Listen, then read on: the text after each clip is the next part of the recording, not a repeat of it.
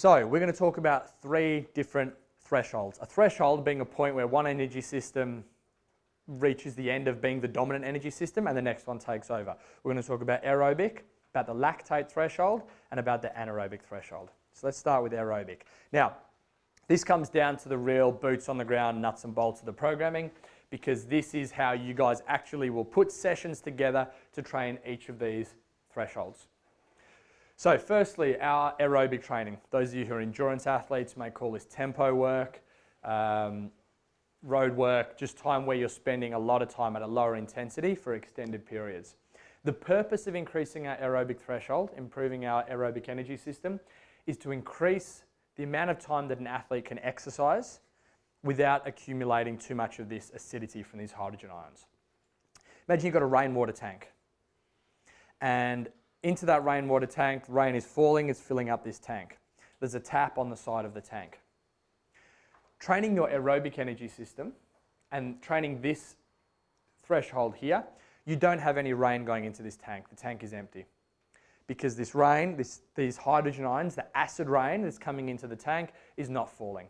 So you can keep working indefinitely until you run out of energy stores in your body, until you run out of fat or you fall asleep. Okay? That's your aerobic stuff. What is the purpose of aerobic training? Because as we talked about before, you want to spend a lot of the time in the middle of that bell curve. Not too much time at the extremes of the pure sprint, the pure endurance, but a lot of time in the middle there where those energy systems overlap. So what's the point of aerobic training? It improves our body's ability to burn fuel efficiently. And a lot of that comes from fat. So our body becomes really good at burning that fuel. It becomes efficient at that process. Again, if we use the analogy of a car with a fuel tank, it's basically meaning that you're running more efficiently. You're doing more miles to the gallon effectively. Okay? It also improves our musculoskeletal system. Who, when they go running, finds that the limiting factor is something like their calves blow up. Like they hit the point where it's muscle that's being limited. One of the big issues there is not aerobic endurance, not cardiorespiratory endurance, but that your musculoskeletal system isn't conditioned for that. So this allows us to do high volume training to condition the more slow twitch fibers in our musculoskeletal system, in our muscular system, to allow us to then be able to keep going, okay?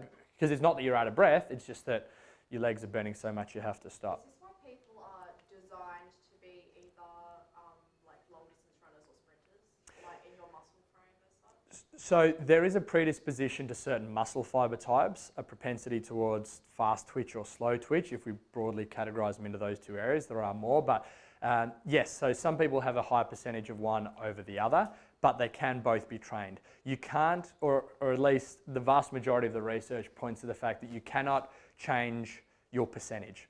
So if you're 30% fast twitch, sprinter, and 70% endurance athlete, you can't actually steal some of these muscle fibers and turn them into the other type, but you can train the ability of those muscle fibers. So although there's a propensity or a bias towards a certain, you have that person's an endurance athlete, they're a strength athlete, the other stuff can be trained. Yep. And of course, it trains your aerobic endurance, your ability to specifically stay at that same pace that you're training for an extended period of time. The primary energy system, it's called the oxidative energy system. Not super important for you guys to know that, but that's what the energy system is called. If you're programming this, the work time is 20 minutes plus. So you want to be exercising for 20 minutes, and the intensity and the work to rest we'll cover now. The work to rest ratio, there's no rest with this because you're just working at a consistent pace. It's that long jog, long consistent pace.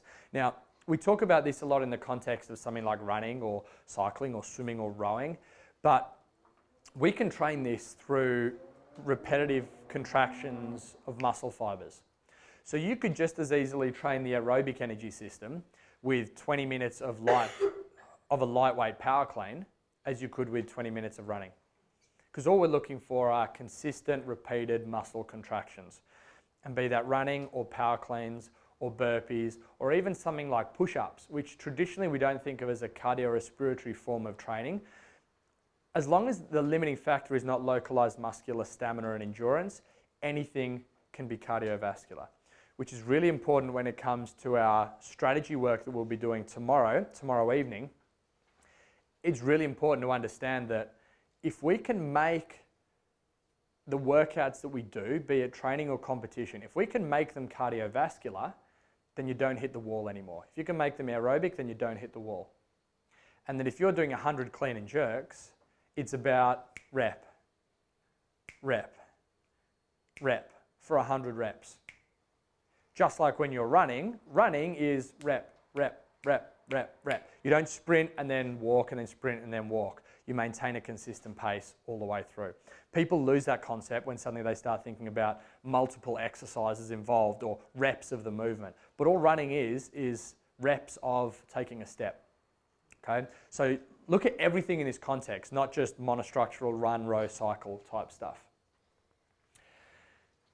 20 plus minutes on your work time, there is no work to rest ratio because you're going continually, therefore there's no type of recovery either, because there's no, I'm going to stop and have a rest from this, because you don't need to, because we're working at a lower intensity. Now, in terms of that intensity, about a 5 to 6 out of 10 is what's going to train that aerobic energy system best. So this is an example of, I mean, if you're a 5 or 6 out of 10, you're still able to hold short conversations, hey? It's not, you're not pushing to the point where you're in trouble. If you do, and you work harder, you're actually not training this energy system. So this is an example of a time where more intensity, more pain, more speed is not better, because you're missing the point and you're not training this energy system. We talk about and unpack this a little bit more again when we talk about strategy, that because almost everyone always goes out hard, everyone always starts too fast. Who thinks they start too slow as a rule? Okay? Are you guys good Olympic lifters? Better than running. Yeah? Okay. So normally you'd find people who start too slow, they don't have that explosiveness. Most people start too fast. The vast majority of the population start too fast. So this is really difficult for them. And if you're going too fast at the start every time, you're going anaerobic, you hit the wall 2 minutes in, you hit that aerobic threshold, and then you're not training what we're trying to train. Okay? So for these people, intentionally finish and go, yeah, that was good, I got some benefit. In our neuromuscular fatigue rating scale, where would you guys rate this? 1 being low neuromuscular fatigue, 4 being very high. Yeah, a 1 or a 2. Okay? You could do this on that midweek deload day. Yeah, we talked about that double undulation of intensities. You could do that on the Thursday and still be recovering. You should feel good after this, physically and mentally. Another good way to think about this is it should be a pace you can maintain for 60 minutes. So even if you're doing a 20-minute run, if you can maintain that pace for 60 minutes, then you're about right. So is this where people talk about heart rate zones for training, or slightly different? Yes, yeah. So there are a number of ways that you can measure intensity. Heart rate is okay.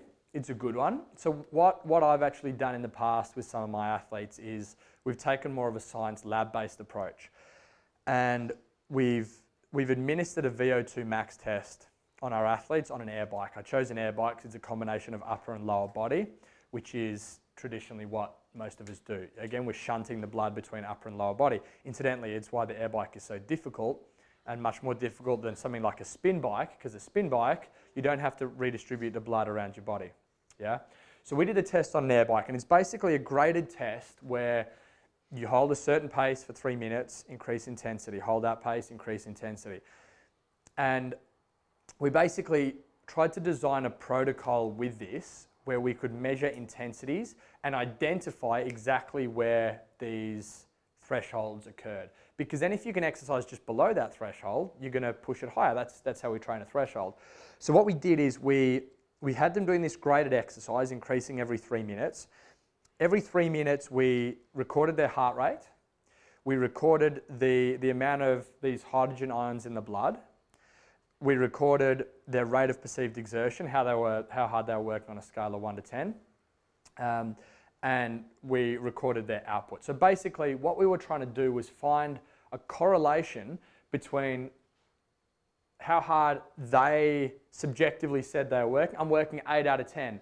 And then we could compare that to the amount of lactate in their blood, which correlates with the hydrogen ions, and we could compare that to their heart rate, and then say, okay, this threshold occurs when you're sitting at an 8 out of 10.